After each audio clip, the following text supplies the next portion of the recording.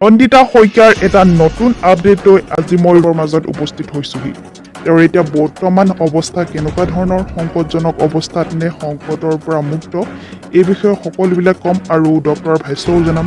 গতিকে আপোনালোকে ভিডিঅ'টো শেষলৈকে চাই থাকিব।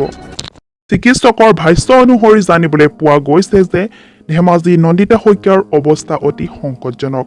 চিকিৎসকে বহুত চেষ্টা কৰি সফলতা লাভ কৰিব পৰা নাই। মগজুৰ বহু কোষ তেজ চলাচলৰ অভাৱত নষ্ট হৈ গৈছে আৰু নন্দিতাৰ মগজুৰ ভিতৰৰ এটা অংশ ফুলি উঠিছে আৰু যিটো অংশ ফুলি উঠিছে সেই অংশত অস্ত্ৰোপচাৰ কৰাটো অসম্ভৱ হৈ পৰিছে। অন্যহাতেদি নন্দিতা Saikiar ৰক্তচাপো একেবাৰে কমি আহিব ধৰিছে। নন্দিতাৰ ভাল খবৰ অহাৰ আশা যেন লাহে লাহে এৰি দিছে চিকিৎসকে। তথাপিও শেষ মুহূৰ্তলৈকে চেষ্টা চলাই যাম বুলি ডক্টৰে প্ৰতিশ্ৰুতি দিছে। সুস্থ হোৱাৰ অপেক্ষাত এতিয়া ধেমাজিৰ দুৰ্ভগীয়া পৰিয়ালটো। নন্দিতা Saikiar দেউতাকে সকলো অসমবাসী ৰাইজকে কাতৰ অনুৰোধ জনাইছে যাতে সকলোৱে এগোচকৈ চাকি জ্বলাই নন্দিতা Saikiar যেন সুস্থ হৈ উঠে। গতিকে ভগৱানে শেষ ভৰসা হৈ পৰিছে এতিয়া নন্দিতাৰ বাবে। মই ভগৱানৰ ওচৰত প্ৰাৰ্থনা জনাইছোঁ তেওঁ যাতে অতি সোনকালে সুস্থ হৈ উঠে। ডক্টৰৰ মতে জানিবলৈ পোৱা মতে নন্দিতা Saikiar বৰ্তমান এতিয়া কোমাত গৈছে।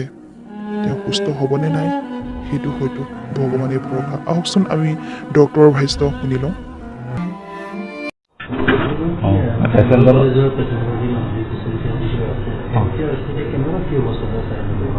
পেচেণ্টজনৰ কণ্ডিশ্যন অহাৰ পৰাই মানে পৰহি কথা কৈছোঁ মই একেবাৰে বেয়া মানে নিউৰলজিকেল ষ্টেটাছটো আমি যি কওঁ মানে তেওঁৰ নায়েই, ব্ৰেইনৰ ফাংচন বিশেষ নাছিলেই, লগতে তেওঁৰ প্ৰেছাৰ কম আছিলে, ব্লাড বহুতখিনি গৈছিলে, সেইবোৰতো দিয়া গ'ল। লগতে গোটেইখিনি ছাপৰ্ট দিয়াৰ পিছতো তেওঁৰ নিউৰলজিকেল ষ্টেটাছটো ইম্প্ৰুভমেণ্ট নাই, মানে ব্ৰেইনৰ ফাংচন অলমষ্ট নাই বুলিয়ে ক'ব পাৰি।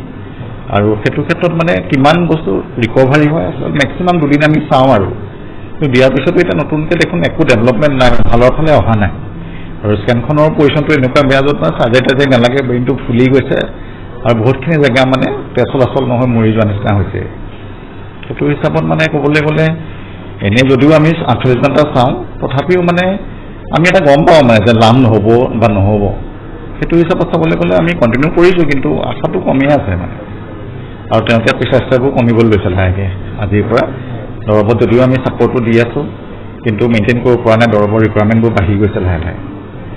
সেইকাৰণে চাওঁ কিমানখিনি আমি কৰিব পাৰোঁ। আশা ডেকা মানুহ ট্ৰাই কৰিবও লাগিব, মেক্সিমাম আমি কৰিছোঁ। কিন্তু আমিও এটা আইডিয়া কৰিব পাৰোঁ যে কিছুমান বস্তু কৰিলেও কিমানখিনি টানিব পাৰে। প্ৰথম 6 ঘণ্টা 8 ঘণ্টা এদিন দেখি পেলাই গম পাইছোঁ যে বৰ লাভ হোৱা নাই। চেষ্টা কৰিবই লাগিব আমি যিমানখিনি পাৰোঁ, যি পাৰোঁ যেনেকৈ পাৰোঁ আমি মেক্সিমাম কৰিবই লাগিব, কাৰণ এনেকৈ এৰি দিব নোৱাৰি বস্তুটো। কিজানি অলপ আশা আছে কিন্তু আমি চাইণ্টিফিকেলি ক'বলৈ গ'লে সেইটোৱে আৰু বস্তুখিনি আমি পেচেণ্টৰ পজিশ্যন চাইটো ক'ব লাগিব যে কি পজিশ্যনত আছে তেওঁ। তো গাইজ আপোনালোকে ডক্টৰৰ ভাষ্য শুনিলে। গতিকে এতিয়া ভগৱানে শেষ ভৰসা, চিকিৎসকে নিশ্চয় চেষ্টা চলাব। আৰু ভিডিঅ'টো আজি ইমানেই আছিলে। এনেকুৱা ধৰণৰ আপোনালোকে যদি নতুন নতুন আপডেটবিলাক পাই থাকিব বিচাৰে মোৰ চেনেলটো ছাবস্ক্ৰাইব কৰি ল'ব আৰু কাষতে থকা বেল আইকনটো প্ৰেছ কৰিব যাতে আকৌ ভিডিঅ' দিলে আপোনালোকে নটিফিকেশ্যন পায়।